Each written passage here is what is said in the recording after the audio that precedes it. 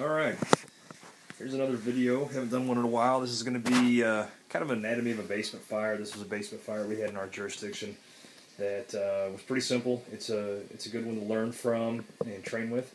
And feel free to do whatever you want with this video and the slides and the pictures. Use them for training and discussion points. This is a story-and-a-half house with a basement. This is side A from the street. This is facing the street. This is basically what we had when we pulled up. Smoke showing from multiple windows and doors. It was reported as a basement fire by the occupants, and the homeowner had indicated that all occupants were out of the building.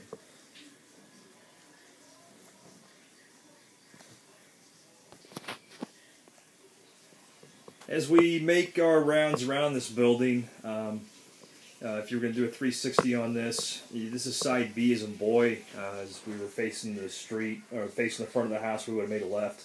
And this is what we would have found. We've got a window up top, double hung windows. This was a little bit after the fire. There's no smoke, but you can see the challenges we might have with a different type of glass, the block glass window there. Typically would indicate maybe a bathroom or another utility type of room. This is actually going into their living area on side B. So these can be challenging to force and can cause some difficulty with access. This is side B, the lower half of the house. This is a basement window. These windows opened in, and they had screens screwed into the frames on the outside. Wasn't real difficult to get through, but just something to take note of and look for. They did have some of the windows completely blocked, places they didn't use on a regular basis. You can also see that we've got the, right here, we've got the gas meter, and that's something that we need to take note of. And outside functions include not only ventilation and things of that nature, but also controlling the utilities for the crews inside. This picture is from the back side. You can see side C. We've got a large deck area, multiple levels of deck that's connected to the back of the house. You can also see we've got a different style window up here on this half story. Those are casement windows. Those can be challenging to get into, just for the simple fact of what they are. You know, some typical places we find casement windows are bathrooms and some living areas. But you never know what you're going to run into, and it's good to be able to identify these things and how they lock and how they're secured.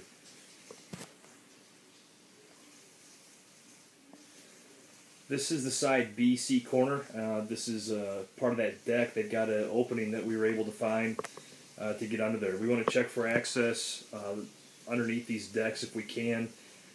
We've seen to where they've covered, you know, actual doors and stairwells with these decks. They just don't feel like they're going to use them anymore.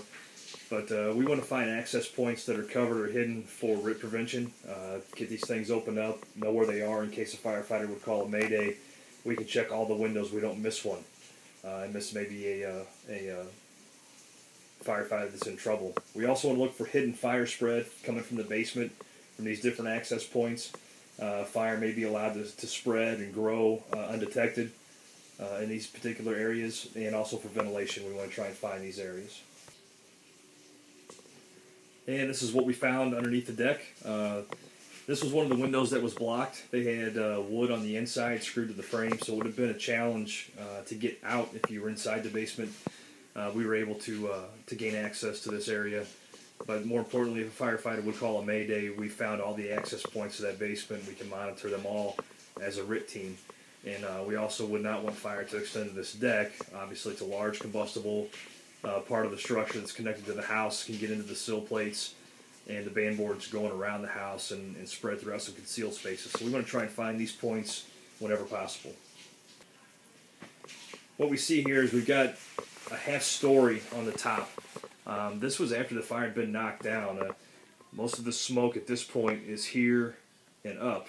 Everything on the bottom down here has been vented out. This was the room of origin. This door right here goes straight down into the basement, and they made a good attack on it. But what we've got to remember is just because it's a basement fire, we've still got to do a thorough primary search on the main level right here and these upper levels. You can find people up there. The room was fully charged. The entire house sustained extreme smoke damage. And we've got to make sure we cover those things. Also, look for double hung windows and open the tops of those windows will help ventilation go a little bit quicker as opposed to the bottom part. Those hot smoke wants to go out the top. So check for those double hung windows. You know, some other considerations on these basements are access points. You know, instead of going in the front door, the captain found this door that went straight down into the basement.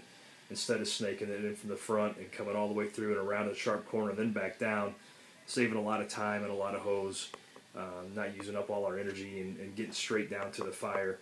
So take your time to look around, be a little bit patient, be smart. This fire went pretty well. It was pretty basic.